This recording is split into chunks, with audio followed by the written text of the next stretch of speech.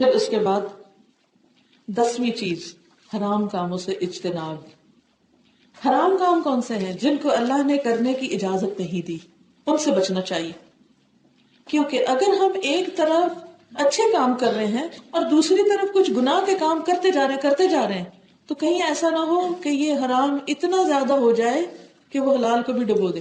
بالکل ایسے ہی نا کہ جیسے ایک ترازو ہوتا ہے، اسکیل ہوتا ہے، تو اسکیل کے 2 پلڑے ہوتے ہیں نا. تو اب آپ دیکھیں کہ جب 2 پلڑے ہوتے ہیں نا، مثلاً ایک نیکی کا ہے اور ایک برائی کا ہے. آپ کچھ نیکیاں بھی کرتے ہیں، وہ نیچے ہو رہا ہے اور برائیاں بھی ساتھ کرے جاتے اور کسی دن اتنی بڑی برائی کر دیتے کہ وہ یوں ہو جاتا ہے، پھر وہ اس کو بھی اڑا دیتا ہے، اس کو بھی جھکا دیتا ہے. کسی بھی برائی کو چھوٹا نہ سمجھے، کسی بھی گناہ کے کام کو چھوٹا نہ سمجھے، کیونکہ کچھ گناہ کے کام نیکیوں کو برباد کر کے رکھ دیتے ہیں. مثلاً ابھی آپ نے پڑھا سورۃ الحجرات میں اللہ تعالیٰ فرماتے ہیں کہ جو لوگ نبی صلی اللہ علیہ وسلم کے سامنے اپنی آوازیں اونچی کرتے ہیں، ایسا نہ ہو کہ ان کے سارے عمل برباد ہو جائیں، ایسا نہ ہو کہ ان کے عمل برباد ہو جائیں اور ان کو پتہ بھی نہ ہو. کہا جاتا ہے کہ یہ آیت جو تھی حضرت ابوبکر اور عمر کے بارے میں نازل ہوئی تھی کہ وہ آپ کی مجلس میں کچھ اونچی بات کر رہے تھے. اس سے پہلے کی آیت، تو اس سے منع کیا گیا کہ نہیں، نبی صلی اللہ علیہ وسلم کی مجلس میں اونچی آواز سے بات نہیں کرنی. تو اگر ان کے لیے یہ بات ہے کہ کہیں ان کے عمل ضائع نہ ہو جائے تو باقی ہم سب کے لیے کیا ہے؟ ہمارے دل میں کتنا ادب ہے اپنے پروفٹ کے لیے کہ ان کی کوئی بات سنے تو ہم کہیں ہم نے سن لیا اور ہم نے مان لیا. اکثر ہم کیا کرتے ہیں، کوئی حدیث سنتے ہیں، کوئی آیت سنتے ہیں، ہم کہتے ہیں کیوں، اس کا کیا مطلب ہے، اس کا کیا فائدہ. پھر اسی طرح اس کو ایک اور عام مثال سے سمجھیے. ایک طرف آپ اچھی غذا کھاتے ہیں، بہت رائٹ ڈائٹ لیتے ہیں، دوسری طرف آپ کوئی ایسی چیز کھا رہے ہیں کہ وہ ساری اس کو برابر کر دیتی ہے، آپ کے جسم میں اس کو طاقت بننے نہیں دیتی. مثلا ایسا کب ہوتا ہے؟ کسی کو پتا؟ کون سی فوڈ دوسری فوڈ کے ساتھ کھائی جائے تو اس کا اثر ختم کر دیتی ہے؟ مثلا آپ نے بہت اچھا کھانا کھایا جو آپ کی باڈی کیمسٹری کے ساتھ بہت اچھی طرح میچ کرتا ہے، کیونکہ مختلف طرح کے مزاج ہوتے ہیں نا. تو ان کی اگر آپ جائیں نا نیٹ پہ تو بلڈ گروپ کے حساب سے کون سی فوڈ آپ کے لیے بینیفیشل ہے، کون سی آپ کے لیے نقصان دہ ہے، کون سی آپ کے لیے بالکل ٹھیک نہیں، کون سی ایوریج ہے اور کون سی آپ کے لیے بینیفیشل ہے. 3 طرح کی کیٹیگریز بنی ہوتی. مثلا او پازیٹیو ہے آپ کا تو آپ کے لیے ڈیری جو ہے وہ ٹھیک نہیں، فار ایگزامپل. اسی طرح کچھ بلڈ گروپ ہوتے ہیں ان کے لیے گرینز جو ہیں وہ زیادہ سوٹیبل نہیں ہوتے، کسی کے لیے کوئی چیز، کسی کے لیے کوئی چیز. تو آپ نے دیکھا ہوگا کہ اکثر الرجیز ہوتی ہیں لوگوں کو، فوڈ الرجیز ہوتی ہیں، کسی کو ملک الرجی ہوتی ہے، کسی کو کسی چیز کے ساتھ، کسی کو شرمپس کے ساتھ الرجی ہوتی. اب آپ دیکھیے کہ آپ نے کبھی کوئی ایسا پیشنٹ دیکھا جس کو کسی سرٹن چیز کے ساتھ الرجی ہو اور اس کا حال چند منٹوں کے اندر ہی خراب ہو جائے. پینٹس، بعض بچوں کو پینٹس کے ساتھ الرجی ہوتی ہے اور ان کا تھروٹ سویل کرنے لگتا ہے، حتیٰ کہ اتنا سویل کر جاتا ہے کہ ان کا سانس بند ہو جاتا ہے اور ڈیتھ بھی ہو سکتی. بعض لوگوں کو گارلک کے ساتھ ہوتی اور بعض لوگوں کو کسی خاص فروٹ کے ساتھ ہوتی، میٹ میں سے کسی چیز کے ساتھ ہو سکتی ہے. میں نیو جرسی میں تھی کچھ سال پہلے، تو ایسے ہی کھانا تھا، سب خواتین آئی ہوئی تھی اور بہت مزے کے کھانے بنا کے تو سب لوگ بیٹھے ہوئے تھے، کھا رہے تھے. تو اتنے میں ایک خاتون کو تھوڑی کھانسی شروع ہوئی اور کرتے کرتے ان کا سانس رکنے لگ گیا اور فوراً ایمرجنسی میں ان کو لے کر گئے. پتہ چلا کہ ان کو شرمپس یا پرانس کے ساتھ الرجی تھی اور وہ فوڈ کے اندر تھے، انہیں پتہ نہیں چلا اور انہوں نے کھا لیا. وہ مجلس جو تھوڑی دیر پہلے اتنی خوشی کی مجلس تھی، اچانک سب سخت پریشان ہو گئے کہ اب پتہ نہیں ان کا کیا حال ہوتا ہے. کیا ہے، شرمپ بھی کھانے کی چیز ہے، ہزاروں لوگ کھاتے ہیں، ان کو تو کچھ نہیں ہوتا، لیکن جس کو الرجی ہے یا جس چیز سے الرجی ہے اس کے لیے وہ ہلاکت کی چیز ہے. اسی طرح اعمال میں بھی ہم 100 نیک عمل کریں، نماز، روزہ، حج، زکوٰۃ، صدقہ، خیرات، غریبوں کی مدد، سب کچھ، لیکن ایک گناہ ایسا کریں کہ جو ان سب کو نل اینڈ وائڈ کر دے، تو وہ چیز بچنے کی ہے. اس گناہ کو چھوڑنا پڑے گا، اگر وہ نہیں چھوڑا تو وہ سارے عمل برباد کر دے گا. اس لیے نیک عمل قبول ہونے کے لیے ایک شرط یہ ہے کہ انسان حرام کاموں کو چھوڑ دے، غلط کاموں کو چھوڑ دے. اب اس کی چھوٹی سی مثال میں آپ کو دوں گی ابھی کہ وہ کون سے ایسے کام ہیں، اور بہت سے ڈیٹیل قرآن مجید سے آپ کو پتہ چلے گی، وہ کون سے ایسے کام ہیں کہ جن کے کرنے سے انسان کے باقی عمل بھی برباد ہو جاتے ہیں. ان میں سے سب سے بڑی بات ہے حرام رزق. حرام رزق، حرام رزق کا مطلب کیا ہے؟ 2 طرح کا حرام ہوتا ہے. ایک حرام بالذات ہوتا ہے. حرام بالذات کیا ہے کہ مثلا پورک. اب پورک از حرام، اگر کوئی پورک کھاتا ہے تو حرام کھاتا ہے، تو اس سے انسان کی عبادت قبول نہیں ہوتی، دعا قبول نہیں ہوتی. قرآن مجید میں اللہ تعالیٰ فرماتے ہیں یا ایھا الرسل کلوا من الطیبات واعملوا صالحا، اے رسولو پاکیزہ چیزوں میں سے کھاؤ اور نیک عمل کرو، یعنی پاکیزہ حلال چیزیں کھاؤ اور نیک عمل کرو۔ سورۃ البقرہ 172 میں فرمایا کلوا من طیبات ما رزقناکم واشکروا للہ ان کنتم ایاہ تعبدون، پاکیزہ روزی کھاؤ اور اللہ کا شکر ادا کرو اگر تم اسی کی عبادت کرتے ہو۔ کیا کہا؟ اگر تم اسی کی عبادت کرتے ہو تو کیا کرو؟ پاکیزہ رزق کھاؤ۔ یہ شرط ہے عبادت کی کہ رزق پاک ہو۔ اسی طرح مثلا اگر کوئی شخص نماز پڑھتا ہے لیکن ساتھ شراب بھی پیتا ہے تو اس کی نماز ضائع ہو جاتی ہے۔ اسی طرح کوئی شخص نمازیں پڑھتا ہے لیکن نجومی کے پاس جاتا ہے تو آپ کو معلوم ہے کیا سزا ہے اس کی؟ 40 دن کی نمازیں قبول نہیں ہوتی۔ اب آپ نمازیں پڑھ رہے، تہجد پڑھ رہے، ساتھ نجومی کے پاس جانا نہیں چھوڑ رہے، تو کیا ہو گیا؟ ساری نمازیں cross cross cross cross cross, آپ کی ہوئی محنت اور کوشش ضائع۔ اب آپ کہ اچھا میں نماز ہی چھوڑ دیتی ہوں کیونکہ قبول نہیں ہوتی، اس لیے پڑھنے کا کیا فائدہ؟ تو نماز چھوڑنی چاہیے یا نجومی کے پاس جانا چھوڑنا چاہیے؟ نجومی کے پاس نہیں جانا چاہیے۔ یہ نہیں کہ 40 دن نماز ہی نہیں پڑھتے، نہیں، اس کا تو حساب ہوگا کیسے نہیں پڑھتے۔ اللہ نے عبادت کے لیے پیدا کیا ہے، آپ عبادت تو نہیں چھوڑ سکتے۔ جو چھوڑے ہوئے ہیں وہ اپنے آپ کو دھوکہ دے رہے ہیں کہ کچھ نہیں ہوتا۔ جو فرض ہوتا ہے، جو ڈیوٹی ہوتی ہے تو کرنی پڑتی ہے۔ مثلاً آپ کوئی ڈگری کر رہے ہیں اور اس میں کچھ سبجیکٹس آپ کے کمپلسری ہیں، میجر ہیں، اور کچھ آپ کے مائنر ہیں یا آپ کے آپشنل ہیں، تو اگر آپ نے آپشنل سبجیکٹ میں کوئی نہیں کیا تو کوئی بات نہیں، لیکن اگر آپ نے کمپلسری سبجیکٹس میں سے کوئی فیل کر دیا تو کیا آپ پاس ہوں گے؟ نہیں۔ اسی طرح اگر آپ نمازیں ہی نہیں پڑھتے تو پاس ہونے کے چانسز نہیں ہیں، کیونکہ وہ تو پہلا سوال ہے، فرسٹ اینڈ فور موسٹ چیز، اس کا تو حساب ہونا ہی ہونا ہے۔ تو یہ کانسیپٹ سمجھ میں آ گیا کہ نیک عمل کی قبولیت کی ایک شرط یہ ہے کہ انسان حرام کام چھوڑ دے، خاص طور پر وہ جن کی لسٹ ہمیں بتا دی گئی ہے کہ کون کون سے حرام کام انسان کے نیک اعمال کو برباد کر دیتے، ختم کر دیتے۔ اسی طرح اگر کوئی شراب پیتا ہے تو ایک حدیث کے مطابق اس کی بھی 40 دن کی نمازیں قبول نہیں ہوتی۔ بعض لوگ کہتے نہیں ہم عادی نہیں ہیں، کبھی کبھار پی لیتے ہیں، ایسے دوستوں کی مجلس میں شوقیہ ایک آدھ گھونٹ لگا لیتے ہیں، یہ بھی منع ہے، اس سے بھی عبادت قبول نہیں ہوتی۔ تو رزق حرام دعاؤں کی قبولیت میں رکاوٹ۔ اچھا، اب بعض لوگ حرام چیز تو نہیں کھاتے، پورک سے بھی بچتے ہیں، اس کی بائی پروڈکٹ سے بھی بچتے ہیں، دیکھتے رہتے ہیں نمبر اور چیک کرتے رہتے ہیں اس میں حرام نہ ہو، اس میں حرام نہ ہو، لیکن ان کا پیسہ حلال نہیں ہوتا، پیسہ نہیں حلال کا۔ مثلاً کون سے بزنسز ایسے ہیں کہ جو کرنے سے یا کس طریقے سے جو آمدنی ہے وہ حرام کی ہوتی ہے؟ سود، ربا، انٹرسٹ، کہ آپ اپنے پیسے فکس اکاؤنٹ میں ڈپازٹ کرا دیتے ہیں اور اس کی آمدنی کھاتے رہتے ہیں، دس از حرام۔ لاٹری، ہر جگہ جہاں لاٹری کا نشان ملا ٹکٹ خرید لیا، کیا پتا ہماری نکل آئے، اگر وہ نکل آئی اور جو ملا وہ سب حرام کا، کیونکہ اللہ تعالیٰ نے واضح انداز میں اس کو ہمارے لیے ناجائز قرار دیا۔ اچھا، اور کون سا پیسہ حرام کا ہوتا ہے؟ شراب بیچنا، پورک بیچ کر اس سے پیسہ کمانا، یا پھر ڈرگس، نشے کی چیزیں، جھوٹ بول کر بینیفٹس لینا۔ آپ اچھے بھلے کام کر رہے ہیں اور کہیں کر بھی رہے ہیں چھپ کے، اور ساتھ آپ بینیفٹس لیے چلے جا رہے ہیں، یہ شو کر کے کہ ہم مجبور ہیں یا کوئی ڈسیبلٹی ہے، جھوٹی گواہی دلوا کے کوئی اس طرح کے فراڈ کر کے پیسے لینا، اور یہ کہنا اچھا یہ کون سے مسلم ہیں ان کو دھوکہ دے دو۔ نو وے، کیا پروفٹ نے ایسے ہی کیا تھا؟ ہمارا دین تو ہمیں نہیں سکھاتا، حتیٰ کہ ہمارا دین تو ہمیں یہ سکھاتا ہے کہ جو تمہارے ساتھ خیانت کرے تم اس کے ساتھ بھی نہیں کر سکتے۔ کہاں یہ کہ ہم ان لوگوں کو ڈسیو کریں، چیٹ کریں، ان کو دھوکہ دیں جو ہمارے ساتھ بھلائی کرے۔ اسی طرح کام نہ کر کے تنخواہ لینا، کسی جگہ جاب کرنا لیکن وہاں کام کچھ نہ کرنا، یہ غلط کام کرنا، اور فراڈ کر کے اس کی تنخواہ لیتے رہنا۔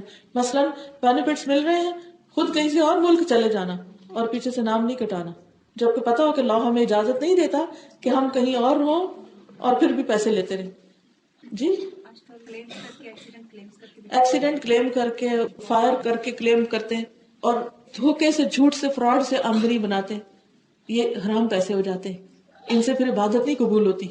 وہ صدقہ کرے تو صدقہ قبول نہیں، وہ اپنے لیے اوپر کھائے تو اپنے جسم میں حرام لے جا رہے ہیں، دعائیں قبول نہیں، نماز قبول نہیں۔ اسی طرح چوری کا مال، بہت سے لوگ مورگیجز پہ گھر لیتے ہیں اور پھر وہ رینٹ پہ دے دیتے ہیں، جی، تو جو مورگیج کے گھر ہوتے ہیں وہ سارے انٹرسٹ بیسڈ ہوتے ہیں۔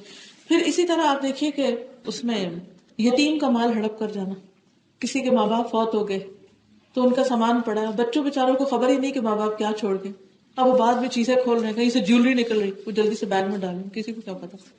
قرآن مجید میں اللہ تعالیٰ فرماتے ہیں کہ جو لوگ یتیم کا مال کھاتے ہیں وہ اپنے پیٹوں میں آگ بھرتے ہیں۔ آگ قیامت کے دن اس کے شعلے بھڑک رہے ہوں گے، منہ سے، ناک سے، کان سے نکل رہے ہوں گے باہر۔ کتنا بڑا ظلم! کسی کی زمین ناحق ہتھیا لینا، جعلی پیپر بنوا کے اس کے اوپر اپنا قبضہ کر لینا، یہ ساری وہ چیزیں ہیں کہ جن سے آمدنی حرام ہو جاتی ہے۔ جب آمدنی حرام ہوتی ہے یا حرام کاموں سے جو کمائی ہوتی ہے تو وہ جس چیز میں بھی لگائیں گے اس میں برکت نہیں ہوگی، پریشانی ہی پریشانیاں آئیں گی اس میں کوئی خیر کا کام نہیں ہوگا۔ بظاہر اگر نظر بھی آئے تو اس کے اندر حقیقی خیر نہیں ہوگی۔ تو یہ چیز انسان کے عمل کو برباد کر دیتی ہے۔ حدیث میں آتا ہے رسول اللہ صلی اللہ علیہ وسلم نے ایک ایسے شخص کا تذکرہ کیا جو لمبا سفر کرتا ہے، بڑا گندا حال ہے، یعنی تھک گیا ہے اور اس کے بال بکھرے ہوئے ہیں، وہ دونوں ہاتھ بلند کر کے کہتا ہے یا رب، دعا کرنے لگتا ہے یا رب، اور یہ یا رب کی پکار بلند کر رہا ہے جبکہ اس کا کھانا حرام، اس کا پینا حرام، اس کا لباس حرام، اس کی پرورش حرام پر ہوئی، تو ایسے شخص کی دعا کہاں سے قبول ہوگی؟ یہ صحیح مسلم کی روایت ہے۔ تو اس لیے حد الوسع کوشش کر کے اپنے مال میں سے حرام کو آؤٹ کر دینا چاہیے اور جلد از جلد حلال کی کوشش کرنی چاہیے اور اللہ سے دعائیں کرنی چاہیے، اللہم اکفنی بحلالک عن حرامک واغننی بفضلک عمن سواک۔ اللہ مجھے حلال کے ساتھ کافی ہو جا اور حرام سے مجھے بے پرواہ کر دے، یعنی حرام کا میرے دل میں شوق بھی نہ رہے۔ اسی طرح اور بھی کئی کام ہوتے ہیں کہ جس میں گناہ جو ہیں وہ انسان کے عمل برباد کرتے ہیں۔ مثلا آپ نے سارا وضو اچھی طرح کیا، ہر چیز صحیح طریقے سے کی، لیکن نماز پڑھتے وقت اپنے اتنے سے بال ننگے چھوڑ دیے، کیا نماز ہوگی؟ نہیں۔ آپ کے بازو ننگے ہیں؟ نہیں۔ آپ کی ٹانگ ننگی ہے؟ آج کل جیسے ڈریسز بن رہے ہیں اس میں آپ دیکھیے کہ لوگ اتنے چاک اوپر تک کھول لیتے ہیں، نیچے پجامہ پہن لیتے ہیں، جس وقت رکوع میں جاتے ہیں ٹانگ کیسے دکھتی ہے؟ چاہے آپ پتلے ہو چاہے آپ موٹے ہو، ڈزنٹ میٹر، جو کپڑا جسم کے ساتھ ٹائٹ ہوتا ہے، جیسے ٹائٹ جینز ہے یا ٹائٹ پجامے ہیں یا کچھ بھی ٹائٹ ہے کہ جس سے آپ رکوع میں جا رہے ہیں اور وہ سب کچھ شیپ دکھ رہی ہے، نماز نہیں ہوتی۔ یہ عمل نماز کو ضائع کرنے والا ہے۔ اول تو یہ ہے کہ عورتوں کی مجلس میں بھی گھٹنے سے لے کے ناف تک کا حصہ بالکل نظر نہیں آنا چاہیے، اللہ کی کوئی بیماری ہو، مجبوری ہو، کوئی ٹریٹمنٹ ہو، وہ اور بات ہے، ادروائز اچھے حال میں اس کو ایکسپوز نہیں کرنا چاہیے۔ مثلاً کوئی ایسا ڈریس سل گیا، آپ نے نہیں سلوایا تھا یا کسی نے آپ کو گفٹ دے دیا، اب پھینک بھی نہیں کہہ سکتے، پہننا پڑ رہا ہے، تو خصوصاً نماز میں اور باہر نکلتے وقت پوری طرح اپنے آپ کو چیک کر کے نکلے کہ کہیں سے دکھ تو نہیں رہے۔ نماز کے لیے ایک بڑی چادر بنا لیں جو سر سے پاؤں تک ہو اور اس کے اندر نماز پڑھیں۔ اسی طرح حجاب ہے، ایک مسلمان عورت مسلمان تب نظر آتی ہے جب وہ اپنے آپ کو حجاب میں رکھتی ہے۔ اب آپ ایک طرف عبادت کر رہے ہیں اور دوسری طرف گناہ کا کام کر رہے ہیں، ایک طرف آپ اچھی ڈائٹ لے رہے ہیں، دوسری طرف وہ چیز کر رہے ہیں کہ جس سے آپ کے دوسرے عمل کے اوپر بھی کراس لگ رہا ہے۔ اور کسی بھی گناہ کو معمولی نہیں سمجھنا چاہیے۔ اگر آپ کہیں کہ نہیں یہ کون سا بڑا گناہ ہے، چھوٹا گناہ ہے، چلیے ہے تو بڑا گناہ، لیکن اگر آپ چھوٹا بھی کہیں تو آپ کو معلوم ہے چھوٹے گناہوں کے بارے میں نبی صلی اللہ علیہ وسلم نے کیا فرمایا؟ اے عائشہ، چھوٹے گناہوں سے بچتی رہنا کیونکہ وہ جمع ہو کر بہت بڑے گناہ بن جائیں گے اور انسان کو ڈبو دیں گے۔ اس کے لیے ایک چھوٹی سی مثال ہے جو آپ نے ہمیں دی، وہ یہ کہ ایک دفعہ آپ صلی اللہ علیہ وسلم کسی جنگل میں اترے تو آپ نے سب سے کہا کہ لکڑیاں چن لاؤ، تو ہر کوئی ایک لکڑی لایا، کوئی کچھ، اور پھر وہ سب جمع کر کے جب جلائی گئی تو اس میں پورا کھانا پک گیا۔ حالانکہ کیا تھا، ایک ایک چھوٹی لکڑی، لیکن وہ پورا کھانا پکانے کے لیے کافی ہو گئی۔ یہی حال چھوٹے گناہوں کا ہے۔ چھوٹے گناہ جمع ہوتے ہوتے ہر روز آپ ایک دفعہ بازار نکلے، 10 آدمیوں نے آپ کو دیکھا، ان کو دیکھ کے آپ کو ٹیمپٹیشن ہوئی، انہوں نے جو گناہ کیا وہ بھی آپ کے نامہ اعمال میں لکھا گیا، اور خود آپ نے بھی جو کیا کہ اپنے آپ کو اللہ کی نافرمانی کے ساتھ 2 گھنٹے باہر رکھا اور لوگ 2 گھنٹے آپ کو دیکھتے رہے، وہ سارا لکھا جا رہا ہے۔ وہ جب سارا اکٹھا ہو جائے گا، جمع ہو جائے گا، ایک طرف آپ کی نماز صدقے خیرات اور دوسری طرف وہ جو چھوٹے اسپاٹس آپ کے ایسے لگے، ایسا نہ ہو کہ وہ گراف اوپر چلا جائے، وہ ریڈ لائن اوپر نہ چلی جائے تو ہلاکت کا باعث نہ بن جائے۔ تو ایک بندہ مومن جو ہوتا ہے وہ ہر کام میں احتیاط کرتا ہے کہ یہ زندگی بہت تھوڑی ہے، مجھے ہمیشہ تو کہیں اور رہنا ہے، وہ میں نہیں قربان کر سکتی۔ یہاں اگر کوئی چیز چھوٹ بھی جائے تو ڈزنٹ میٹر، اگر 5 بیڈ روم کے گھر کی بجائے 2 بیڈ روم کا گھر ہے وہ بھی ٹھیک ہے، لیکن حرام کا تو نہیں نا، حلال کا ہے۔ اگر 100,000 پاؤنڈز کی بجائے مجھے 30,000 بھی سال کے مل رہے ہیں، ڈزنٹ میٹر، ہے تو حلال کا نا۔ اس میں سے تھوڑے سے میں بھی آپ خرچ کریں گے، صدقہ کریں گے، اپنے اوپر خرچ کریں گے، وہ خیر ہی خیر، بلائی بلائی. اور وہ حرام کا 3 گنا زیادہ بھی خرچ کریں گے تو اس میں سے کچھ نہیں نکلنے والا. تو اس لیے بہت ضروری ہے، جیسے اللہ سبحانہ وتعالیٰ فرماتے ہیں الا للہ الدین الخالص، سنو خبردار، اللہ کے لیے ہے، اللہ کا حق ہے خالص دین، خالص اطاعت، کہ اس میں کسی اور چیز کی ملاوٹ نہ ہو. ایک اور حدیث میں آتا ہے ولا يقبل اللہ الا الطیب، اللہ قبول نہیں کرتا مگر پاک کو. اللہ تعالیٰ قبول ہی نہیں کرتے، ایکسپٹ ہی نہیں کرتے مگر پاک چیز کو، صاف کو. نیکسٹ، گناہوں کو چھوڑ دینا، جو پچھلے سے ملتا جلتا ہے. یہ بھی نیک اعمال کی قبولیت کی شرطوں میں سے ہے، یعنی خاص طور پر ان گناہوں کو چھوڑ دینا جو انسان کے عمل کو قبول ہونے میں رکاوٹ بنتے ہیں، جیسے ابھی میں نے جن کا ذکر کیا. اس میں خاص طور پر قطع رحمی، رشتوں کو کاٹنا، بے وجہ کی ناراضگیاں، چھوٹی چھوٹی بات پہ مائنڈ کر کے سالوں نہ بولنا. حدیث میں آتا ہے لا يقبل عمل قاطع الرحم، رشتہ داری کو توڑنے والے شخص کا عمل قبول نہیں ہوتا. جو رشتوں کو کاٹے اس کے نیک عمل بھی قبول نہیں. اس کے برعکس جو شخص یہ چاہتا ہو اس کے رزق میں برکت ہو، اس کی عمر میں برکت ہو، یعنی اس کے پاس جو کچھ ہے رزق وہ زیادہ بڑھے اور اس کی عمر بھی زیادہ اور اچھے اچھے کام کرے، اسے چاہیے کہ رشتوں کو جوڑ کے رکھے، صلہ رحمی کرے، رشتوں کو نہ کاٹے اور انا کا مسئلہ نہ بنائے. بعض اوقات کیا ہوتا ہے کہ اگر ہم کسی سے ہرٹ ہوئے تو ہم کہتے ہیں آئندہ نہیں اس سے بولنا، اب اس کے گھر ہی نہیں جانا، میرا جینا مرنا ہی ختم اس سے. سال ہر سال خبر نہیں لیتے. بعض اوقات شوہر بیوی کے درمیان ناراضگی ہوتی ہے تو بچوں کو نہیں ملنے دیتے.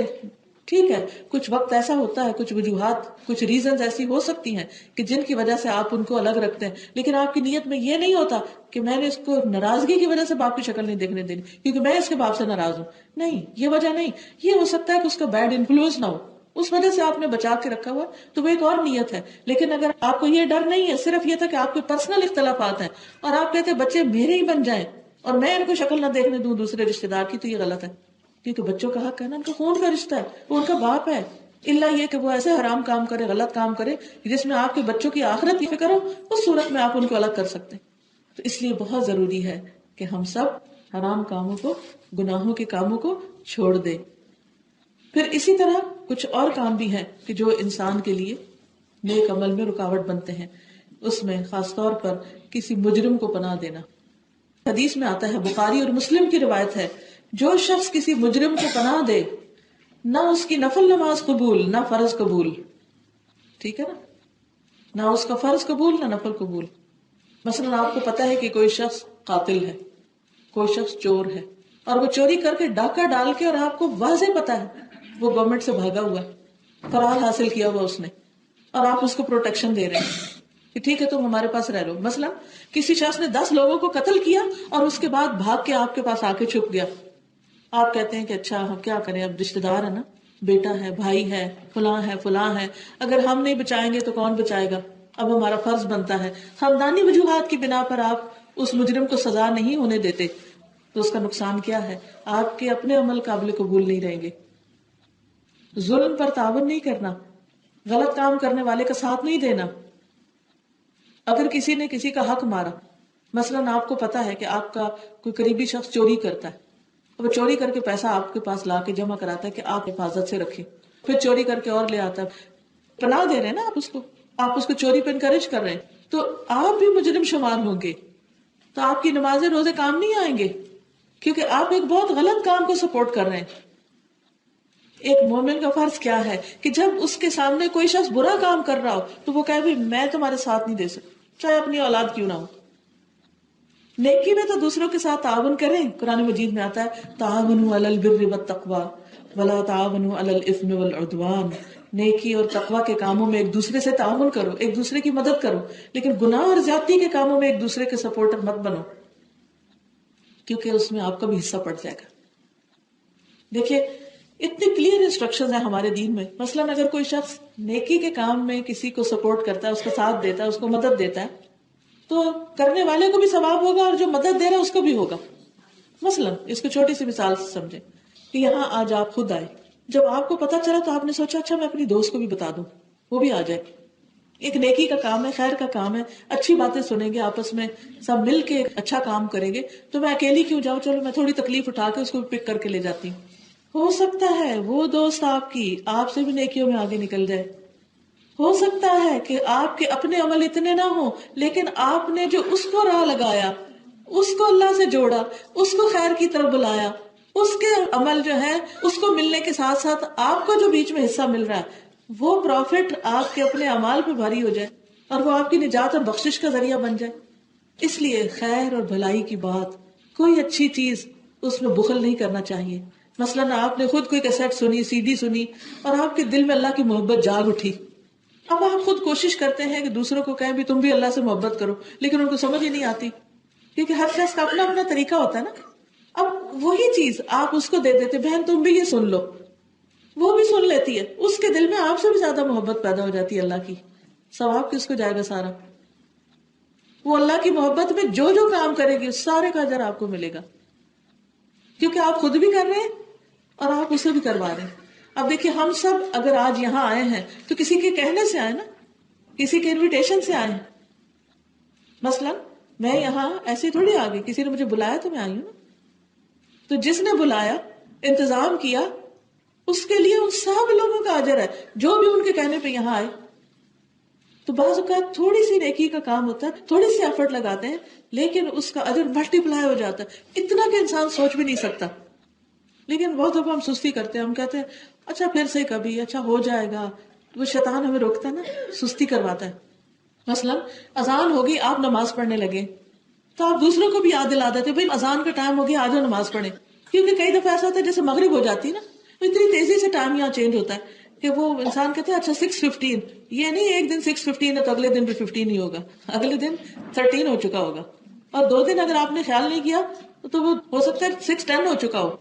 اب وہ 6:10 پہ مغرب ہو چکی اور آپ کہہ رہے ہیں 6:15. نو وے، 5 منٹ تو آپ لیٹ ہی ہو گئے. تو اگر آپ نے گھڑی دیکھ لی اور آپ دوسروں کو کہتے ہیں بھائی اذان کا ٹائم ہو چکا ہے، نماز ہو چکی ہے، جلدی اٹھو. اب جتنوں کو آپ نے اٹھایا، آپ کی یاد دہانی سے وہ اٹھے، وہ اجر کس کو جائے گا؟ آپ کو جائے گا، کیونکہ آپ نے ان کو وقت پہ نماز پڑھنے کی یاد دہانی کرا دی. لیکن ہم اکثر کہتے ہیں ہو قضا، پھر اس کو خود ہی احساس ہو تو خود ہی پڑھے. نہیں بھائی، دوسرے سے غلطی ہوتے ہوئے کیسے دیکھ کے ہم بے چین نہ ہو؟ ہمیں بے چینی لگ جانی چاہیے. میں اٹھ گئی ہوں، میرے بچے سو رہے ہیں، میں جنت میں جانے کی تیاریوں میں ہوں تو ان کو سلا رہی ہوں کہ وہ جہاں مرضی جائیں. نہیں نہیں نہیں، یہ مجھ سے نہیں برداشت ہوتا کہ میرے بچے آگ میں جائیں، کیونکہ اللہ سبحانہ وتعالیٰ نے مجھ پر ذمہ داری عائد کی ہے، یا ایھا الذین آمنوا قوا انفسکم واہلیکم نارا. اے لوگوں جو ایمان لائے ہو، اپنے آپ کو اور اپنے گھر والوں کو آگ سے بچاؤ. خود کو پہلے بچاؤ اور پھر گھر والوں کو آگ سے بچاؤ، ان کی بھی فکر کرو. لیکن اگر آپ خود نہیں بچتے تو گھر والے کیسے بچیں گے؟ آپ خود کچھ نہیں کرتے اور آپ صرف ان کو تبلیغ کر رہے ہیں، ایسی تبلیغ کا کوئی فائدہ ہوگا؟ وہ جہاز میں آتے ہیں نا تو اس میں وہ اناؤنسمنٹ کرتے ہیں کہ آپ آکسیجن ماسک پہلے خود لگائیں، پھر بچوں کی ہیلپ کریں، پھر دوسروں کی مدد کریں. تو اگر خود کوئی بے ہوش ہو رہا ہے اور دوسرے کو وہ لگا رہا ہے کہ تم ہوش میں رہو، تو ڈزنٹ میک سینس. وہ دوسرے کو بھی نہیں لگا پائے گا. اس لیے بہت ضروری ہے کہ ہم سب پہلے اپنی فکر کریں، پھر دوسروں کی کریں. اسی بندے کی بات اثر کرتی ہے، اسی کا فائدہ ہوتا ہے، اسی کا پھر بتایا ہوا لوگ عمل کرتے ہیں اور اس اجر ملٹی پلائی ہوتا ہے. اگر کوئی شخص خود نماز ہی نہیں پڑھتا اور دوسروں کو صرف ناک کر دیتا بھی نمازیں پڑھ لو اور خود جا کے سو جاتا ہے، تو ایسے شخص کا کسی کو بتایا ہوا صدقہ جاریہ نہیں بنے گا. تو جو چیز آپ دوسروں کو بتا رہے ہیں پہلے اس پر خود عمل کریں. امام احمد بن حنبل نے ہزاروں حدیثیں روایت کی، کتاب لکھی، اور ان کا طریقہ یہ تھا کہ وہ ہر حدیث کے بیان کرنے سے پہلے جو اس میں لکھا ہوتا تھا کوشش کرتے تھے اس پر ایک دفعہ تو عمل کر ہی لیں. ہمارا بھی یہی شوق ہونا چاہیے. اور پھر خصوصاً ایسے اعمال سے بچنا کہ جس سے انسان اللہ کی ناراضگی میں آئے. پھر آپ دیکھیں ایک اور چیز جس کے کرنے سے انسان کے اعمال برباد ہوتے ہیں، وہ شخص جو کسی قوم کی امامت کرائے، حالانکہ قوم ناپسند کرے، ان کو وہ امام پسند ہی نہیں، تو اس کی بھی نماز قبول نہیں، کہ وہ زبردستی دوسروں کے سر پہ مسلط ہے. اسی طرح وہ عورت جو رات اس حالت میں گزارے کہ اس کا شوہر اس سے ناراض ہو، وہ اس کی بات ہی نہیں مانتی. وہ کہتی میں جاب پہ جاتی ہوں، میں تھکی ہوئی ہوں، مجھے نہیں پرواہ کہ تم کیا کہتے ہو اور کیوں کہتے ہو، بس میری مرضی. نہیں، اللہ نے شوہر کا حق رکھا ہے اور وہ حق دینا ہمارے فرائض میں شامل ہے. اگر کوئی عورت دن بھر تبلیغ کر رہی ہے، درس دے رہی ہے اور بڑے بڑے نیکی کے کام کر رہی ہے اور شوہر اس کا ناراض ہے تو کیا فائدہ؟ پہلے اپنا گھر ٹھیک کرے پھر اس کے بعد باہر نکلے. تو اس لیے ان چیزوں کا بھی لحاظ رکھنا ضروری ہے. اگر آپ سمجھتے ہیں کہ آپ سے اعتدال نہیں ہو رہا تو آپ دونوں میں بیلنس کریں, کچھ ادھر سے کم کریں کچھ ادھر سے کریں, اور ایک بہترین رستہ اختیار کریں. بچے آپ کے بھوکے ہیں, وہ دین کو برا بھلا کہہ رہے ہیں, اور آپ کو ایک ہی جنون ہے کہ بس میں صرف دین کا کام کروں, چاہے بچے جو مرضی کریں. وہ بگڑ رہے ہیں, وہ گھر سے بھاگ رہے ہیں, وہ کچھ کر رہے ہیں, اور آپ اپنا سپارہ لے کے پڑھ رہے ہیں. نہیں, آپ کو یاد ہے کہ بنی اسرائیل کا وہ شخص جو صرف خود عبادت کر رہا تھا اور اتنا پرہیزگار تھا, کبھی کوئی گناہ نہیں کیا, اور پوری قوم بگڑ گئی تھی کیونکہ اس نے کبھی کسی کو منع نہیں کیا. تو جب اللہ تعالیٰ نے عذاب کے فرشتے بھیجے تو کیا حکم دیا, یہاں سے عذاب شروع کرو. وہ فرشتے گئے تو کہا کہ اللہ وہ تو بڑا عبادت گزار ہے, بڑا نیک ہے, اور میں کہ وہ صرف خود نیک ہے, دوسروں کو نیکی کا حکم نہیں دیتا, دوسروں کی فکر نہیں کرتا. تو ہمارے دین میں حقوق اللہ اور حقوق العباد دونوں ایک دوسرے کے ساتھ ملے ہوئے ہیں. ایک طرف اللہ کا حق ہے, دوسری طرف بندوں کا حق ہے. پھر اسی طرح دو بھائی جو آپس میں لڑے ہوئے ہوں, اگر ان کی بول چال بند ہے, اس حال میں ان میں سے کوئی فوت ہو گیا, وہ جنت میں نہیں جا سکے گا. اپنے دل سے لوگوں کی ناراضگیاں دور کر دیں, ان کو معاف کر دیں, کیونکہ اللہ تعالیٰ معاف کرنے والوں کو پسند کرتا ہے. جو لوگ آپ سے ناراض ہیں یا آپ ان سے ناراض ہیں ان کو منا لیں. آپ ہو سکتا ہے سوچیں کہ ہم تو کہتے ہیں وہ نہیں مانتے, تو ٹھیک ہے, آپ کا فرض پورا ہو گیا. جس نے پہل کر لی منانے میں سارا اجر وہ لے گیا. لیکن اگر نہیں منایا اور اسی طرح دنیا سے چلے گئے تو معاملہ بہت خراب ہو جائے گا. ہمیں آخرت کی فکر کرنی ہے. ہمیں یہ نیک عمل کیوں کرنے, کیونکہ یہ آخرت کی کنجی ہے, آخرت کی کرنسی یہی ہے. اگر ہم دنیا سے بڑے سے بڑا مال و دولت بھی لے گئے وہاں نہیں فائدہ دے گا, مگر وہ جو اللہ کے راستے میں دیا, وہ جو حلال طریقے سے کمایا اور حلال جگہ پر لگایا. کیونکہ بعض اوقات ہم مال حلال تو کما لیتے ہیں لیکن خرچ حرام جگہوں پہ کرنا شروع کر دیتے, اس کی پرواہ نہیں کرتے, معلوم ہی نہیں کرتے, کوشش ہی نہیں کرتے. تو اس کا بھی ہمیں خیال رکھنا ہے.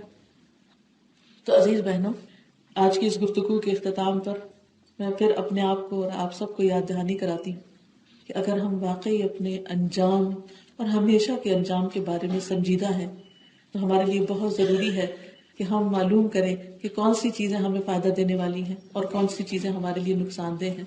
ہو سکتا ہے کچھ باتیں ایسی ہوں کہ جو آپ کی سمجھ میں نہ بھی آئی ہوں تو آپ مزید ان کو سمجھنے کی کوشش کریں. اور اللہ تعالیٰ کا کوئی بھی حکم حکمت سے خالی نہیں, اس میں ہمارے لیے فائدہ ہی فائدہ ہے. اس لیے بہت ضروری ہے کہ ہم اللہ تعالیٰ کو راضی کریں اور اللہ سبحانہ و تعالیٰ کی رضا کے لیے کوشش کریں. کوئی بھی کام اس وقت بہتر ہو سکتا ہے کہ جب ہم اللہ اور اس کے رسول صلی اللہ علیہ وسلم کے بتائے ہوئے طریقے کے مطابق کرنے کی کوشش کرتے ہیں. وہ طریقہ کیا ہے اس کو جاننے کی ضرورت ہے, اس کو سیکھنے کی ضرورت ہے, اس کے لیے ہمیں علم حاصل کرنے کی ضرورت ہے. آپ اپنی دنیا کے کام کریں کیونکہ دنیا میں رہنا ہے, اس کے بغیر گزارا نہیں. کھانا پکانا ہے, کپڑے دھونے ہیں, گھر صاف کرنا ہے, بچے پالنے ہیں, شوہر کا خیال کرنا ہے, بچوں کا کرنا ہے, نیبرز کا بھی کرنا ہے. لیکن ان سب چیزوں کے لیے موٹیویشن چاہیے, ان سب چیزوں کو صحیح طور پہ کرنے کے لیے ڈائریکشن چاہیے, ان سب چیزوں کے کرنے کے لیے ہمت اور طاقت چاہیے. وہ ہمیں ملتی ہے سورس آف انرجی سے, یعنی قرآن سے. اپنے آپ کو قرآن مجید سے جوڑ لیں, اس کے معنی کو جانیں, اس کی تفسیر جانیں, اس پر عمل کریں. آپ دیکھیں گے کہ دل کی دنیا بدل گئی تو ہر کام آسان ہو جائے گا. جب دل میں اللہ کی محبت آ جائے گی, اللہ سے ملاقات کا شوق آ جائے گا, تو پھر کچھ بھی مشکل نہیں رہے گا. آپ کی سہولت کے لیے آپ کی ایسی بہنیں موجود ہیں کہ جو آپ کے لیے اپنا دن رات لگائے ہوئے ہیں, اپنا مال وقت جان ہر چیز لگائے ہوئے ہیں, آپ کے لیے کوشش کرتے ہیں. تو آپ کو یہ چھوٹا سا کاغذ ملا ہوگا جس پر لیڈز میں اور کچھ دوسرے شہروں میں کلاسز کے ایڈریسز لکھے ہوئے. آپ یہ دیکھ لیجیے آپ کے گھر کے قریب کون سی کلاس ہے اور کون سا دن آپ کو سوٹ کرتا ہے. کانٹیکٹ نمبر نیچے دیے ہوئے, آپ فون کر کے معلوم کر سکتے ہیں. مثلا لندن میں, مانچسٹر میں, بریڈ فورڈ میں, لیڈز میں اور مڈل برا میں, Huddersfield, Wakefield, Rochdale, ان ساری جگہوں پر قرآن مجید کی کلاسز ہو رہی ہیں. آپ جس جگہ رہتے ہیں جو آپ کو کنوینئنٹ ہے وہاں آپ فون کر کے ایڈریس معلوم کر لیں اور وہاں پہنچ جائیں. پھر یہ کہ کچھ ڈفرینٹ ڈیز پر ہوتی ہیں, ڈفرینٹ ٹائمنگز پر ہوتی ہیں, اس کا بھی آپ معلوم کر لیں کون سی کلاس کس دن کس ٹائم پر ہوتی. ہو سکتا ہے آپ کو اپنے ایریا کی کلاس کا دن سوٹ نہ کرتا ہو تو آپ دوسرے ایریا کے دن کو معلوم کر کے کہ وہاں کس دن ہے. تو انشاءاللہ اگر آپ اپنی اور پیاری پیاری بہنوں کے ساتھ مل کے پڑھیں گے تو آپ کے لیے آسانی بھی ہو جائے گی. آپ کچھ کہنا چاہیں تو آپ بھی کہہ سکتی ہیں.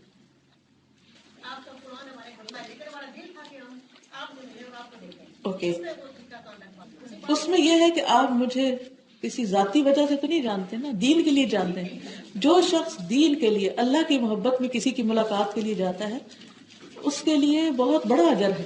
تو اگر آپ اللہ کے لیے مجھ سے ملنے کے لیے آئے ہیں، دیکھنے کے لیے آئے ہیں، تو انشاءاللہ اس پر بھی اجر و ثواب ہے، کیونکہ اللہ کے لیے ہے. ٹھیک ہے نا، یہ بھی اللہ کے لیے ہے. یعنی ایک ٹرپ میں آپ 3-4 کام اللہ کے لیے کر سکتے ہیں. مثلا میں نے ابھی آپ کو لیکچر دیا، اس کے ساتھ آپ کو کلاسز کا بتایا، یہ بھی اللہ کے لیے، یہ بولنا بھی اللہ کے لیے، یہ بتانا بھی اللہ کے لیے. ان کا سوال بہت ریلیونٹ ہے. مسلمان عورت کے لیے اللہ سبحانہ وتعالیٰ نے کچھ پابندیاں رکھی ہیں لباس کے حوالے سے. وہ صرف بڑی بوڑھی عورتوں کے لیے نہیں بلکہ بڑوں کے لیے تو پھر تھوڑی نرم ہو جاتی ہیں. ینگسٹرز کے لیے، بیوٹیفل پیپل کے لیے اور زیادہ ہے. کیوں؟ کیونکہ اللہ تعالیٰ آپ کو پروٹیکٹ کرنا چاہتا ہے دوسروں کی بری نظروں سے. کتنی نظر بھی لگتی ہے آپ کو پتہ ہے، کیسے کیسے مسائل کھڑے ہو جاتے ہیں. انسانوں کے علاوہ شیطانوں کی نظریں لگتی ہیں. وہ انسان کو ننگے دیکھنا پسند کرتا ہے. آپ اس کے لیے سورۃ الاعراف پڑھیے کہ شیطان نے آدم علیہ السلام کا لباس اتروایا تھا، وہ چاہتا ہے کہ اولاد آدم کا بھی لباس اتروا دے. یہ اس کی بہت بڑی چال ہے. تو ہمیں شیطان کا ساتھی نہیں بننا. دوسری چیز، یعنی گھر کے اندر بھی معقول لباس ہو. جب باہر جانے لگے تو اپنا اور بھی باحیا لباس پہنے کہ عورت کے لیے اس کے بال، اس کی گردن، اس کی جیولری، اس کا سینہ، اس کے ہپس، اس کی ٹانگیں، پاؤں، یہ سب چھپے ہونے چاہیے. کیوں؟ اس لیے کہ اللہ سبحانہ وتعالیٰ چاہتا ہے کہ کوئی آپ کو بری نظر سے نہ دیکھے، کوئی آپ کے جسم سے اپنی نگاہ کے ذریعے بھی لذت نہ لے. اللہ تعالیٰ سب سے زیادہ خود پریشیس ہے نا، خوبصورت ہے، اس نے اپنے آپ کو پردے میں رکھا ہوا. اللہ تعالیٰ کے بعد صرف ایک مخلوق دنیا میں جو ہے وہ عورت ہے، جس کو اللہ تعالیٰ کیا چاہتا ہے. یہ بہت بڑا اعزاز ہے عورت کے لیے، کوئی بری بات نہیں ہے. ایک اور چیز یہ ہے کہ یہ حیا کا تقاضا بھی ہے، اور حیا اور ایمان ساتھ ساتھ ہیں. جب حیا جاتا ہے ایمان بھی ساتھ ہی چلا جاتا ہے. یہ دونوں ٹوینز ہیں. ایمان میں نقص، ایمان میں خلل، ایمان میں کمی ہو جاتی ہے جب انسان ایسا ڈریس پہنتا ہے کہ جس سے اس کا جسم ٹائٹ نظر آتا ہے، ویزیبل ہوتا ہے. یعنی اس کے فیچرز مردوں کے سامنے ایسے نظر آتے ہیں جیسے وہ پورا سائز، یا پھر اتنا سی تھرو ہوتا ہے کہ اندر سے سب کچھ دکھائی دے رہا ہوتا ہے. تو ان 2 چیزوں سے آپ نے پرہیز کرنا ہے. صرف آپ نے نہیں، آپ کے بچوں نے بھی. لیکن بچے کب کریں گے؟ جب ان کے اندر ایمان آئے گا. تو ان کے اندر پہلے حیا نہیں، پہلے ایمان لائے، حیا خود ہی آ جائے گا. ایمان پر کام کریں. ایمان پر کام کرنے کے لیے 2 چیزیں فائدہ دیتی ہیں، کائنات میں غور و فکر، قرآن میں غور و فکر. صرف خود نہیں، اپنی بچیوں کے لیے بھی قرآن کی انڈرسٹینڈنگ کا طریقہ سوچیے. مجھے بہن بتا رہی تھی مڈل برام میں وہ بچیوں کی انگلش میں کلاسز لیتی. آپ لوگ بھی کر سکتے ہیں، مل جل کے ایسے حلقے بنا سکتے ہیں ہفتے میں 1 دفعہ. شروع میں دل نہیں مانے گا، طبیعت پہ بہت بھاری ہوگا، آہستہ آہستہ دل مانے گا. ہم لوگ کیا کرتے ہیں، بچوں کے ساتھ حجاب سے شروع کرتے ہیں اور بھاگتے ہیں. وہ ابھی اس میں چپ رہے ہیں. ابھی آپ ایمان پہ بات کریں، اللہ کی محبت پہ بات کریں، آخرت کی فکر ڈالیں، حساب کتاب کا بتائیں، قرآن کی امپورٹنس بتائیں، قرآن کے ساتھ جوڑیں. جب سورس آف انرجی سے لنک ہو گیا ان کا، ہر چیز روشن ہو جائے گی. آپ دیکھیں کہ اس وقت یہ جو لائٹ ہے یہ کیوں جل رہی ہے؟ کیونکہ اس کا سورس آف انرجی کے ساتھ کنیکشن ہے نا. جب آپ بٹن بند کر دیتے ہیں تو کنیکشن کٹ جاتا ہے، تو کمرے میں کیا ہو جاتا ہے، اندھیرا ہو جاتا ہے. آن کرتے ہیں تو روشنی ہو جاتی ہے. قرآن سے کنیکشن جڑتا ہے تو دل روشن ہو جاتا ہے، دل کے اندر نور آ جاتا ہے.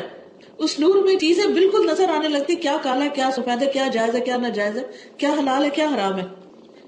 ٹھیک ہے نا.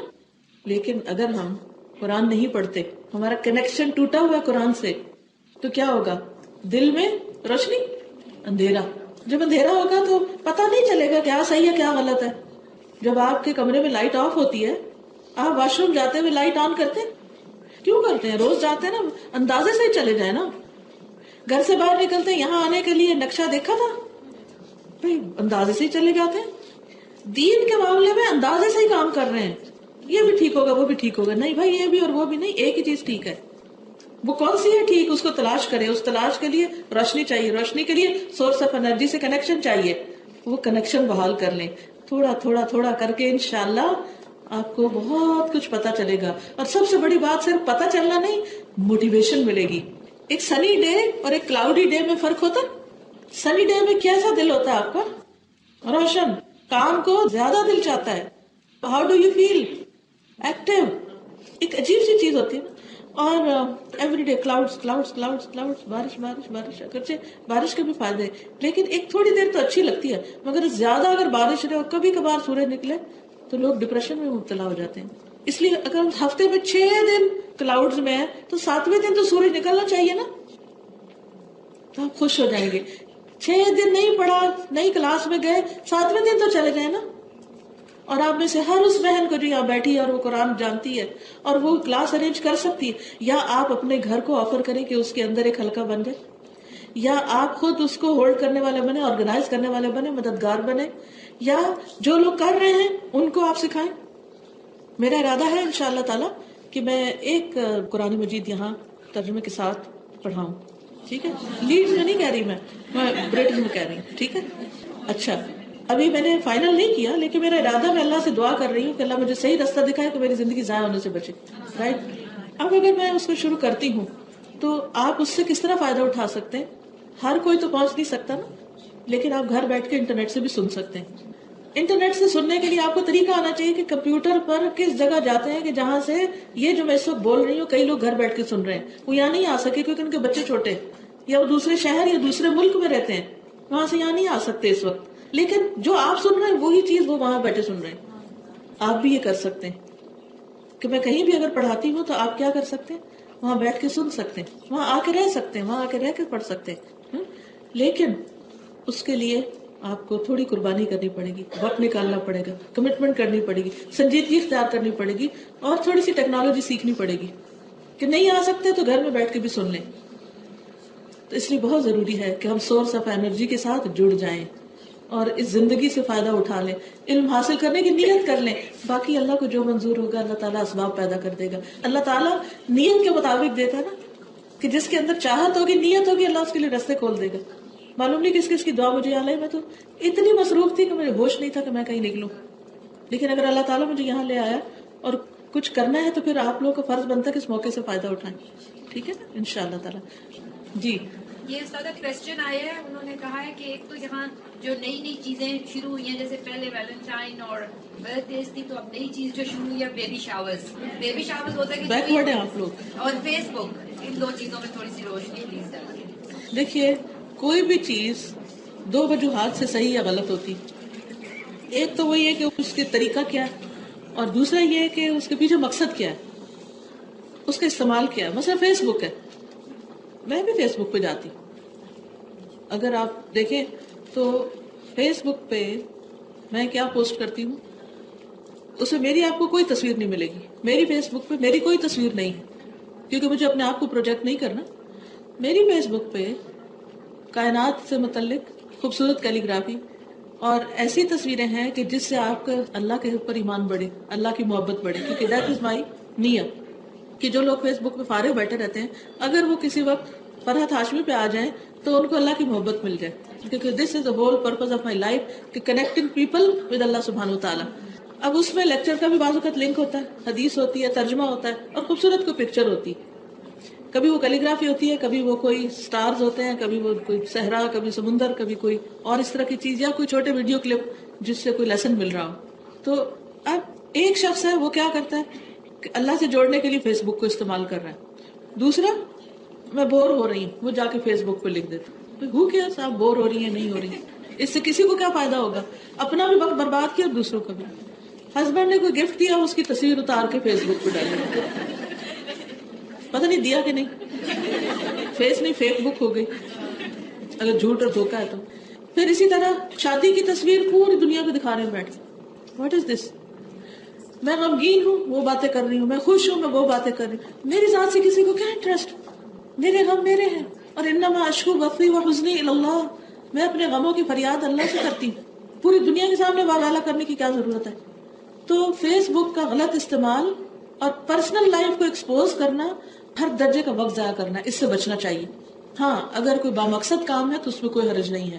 ٹیکنالوجی کو، میڈیا کو دین کے لیے استعمال کرنا چاہیے.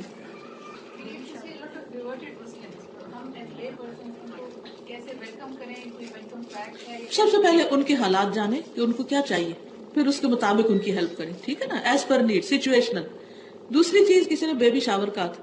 بیبی شاور چونکہ میں نے کبھی حصہ نہیں لیا اس میں مجھے پتہ نہیں ہے، لیکن میں نے سنا ہے کہ بچہ پیدا ہونے سے پہلے جو بچے کی ضرورت کی چیزیں ہوتی ہیں وہ سارے دوست احباب مل کے وہ گفٹ کر دیتے ہیں، تو اس طرح وہ خاندان کے اوپر سے بوجھ ہٹ جاتا ہے. اگر اس کے علاوہ کچھ ہے تو مجھے آپ بتا دیں کہ کیا ہے. یہی ہوتا ہے کہ سارے مل کے کچھ گفٹ دے دیتے ہیں. یہ بچے سے پیدا ہونے کے بعد کریں، کیونکہ ابھی تو نہیں پتا اس کا کیا پیدا ہوگا اور زندہ بھی ہوگا کہ نہیں ہوگا، اور اس کو رسم نہیں بنائے اور اس کو دکھاوا نہیں کرے. لیکن اس میں کوئی حرج نہیں ہے، نام اس کو کچھ بھی دے دیں، شاور نہ دیں، کچھ اور دے دیں، اس میں حرج کوئی نہیں ہے. کہ جیسے کسی کا بچہ پیدا ہوا ہے، اس کے لیے خوشی کی بات ہے اور آپ اس کی خوشی میں شریک ہو رہے ہیں ایک تحفے کے ساتھ، تو کیا فرق پڑتا ہے؟ تحفہ دینے لینے سے محبت بڑھتی ہے. اب اس میں اگر واقعی بچے کے کام آنے والی چیز ہے پھر تو ویل اینڈ گڈ، لیکن اگر آپ جو اٹھ پٹانگ چیز سستی وستی جو کبھی اپنے بچے کو نہ پہنایا وہ جا کے اس کے سر پہ دے دے، اور وہ مصیبت کا مارا نہ الماری میں رکھنے کی جگہ نہ کہیں اور، وہ ان کو اٹھائے پھرے کسی کا کباڑ خانہ، تو یہ بہت زیادتی کی بات ہے. تو اس صورت میں مقصد دیکھیں. مثلا شادیوں میں مجھے یاد ہے کہ ہمارے خاندان میں جب کسی کی شادی ہو تو جو ماموں چچا خالہ ماسی سارے مل جل کے کہتا ہے اچھا میں یہ کروں گا میں وہ کروں گا، اور ایک نئے جوڑے کا گھر بن جاتا ہے. کیا فرق پڑتا ہے؟ کسی کے اوپر اگر بوجھ نہ ہو تو اس طرح سارے مل کے اگر ایک کوآپریٹو سوسائٹی بنا لیتے ہیں کسی بھی کام کے کرنے کی، صرف فی سبیل اللہ، کسی کے اوپر احسان نہیں، دین نہیں، اپنی حیثیت سے زیادہ نہیں، تو ایسی چیزوں میں حرج نہیں ہے. لیکن جب ہم اس کو صرف رسم کے طور پہ کرتے ہیں اور اس کا فائدہ نہیں ہوتا، پھر اس سے بچنا چاہیے. جزاکم اللہ خیرن. میں آپ سے اجازت چاہتی ہوں، آپ کے لیے ڈھیروں دعائیں. سبحانک اللہم و بحمدک، اشہد ان لا الہ الا انت، استغفرک و اتوب الیک. السلام علیکم و رحمۃ اللہ وبرکاتہ.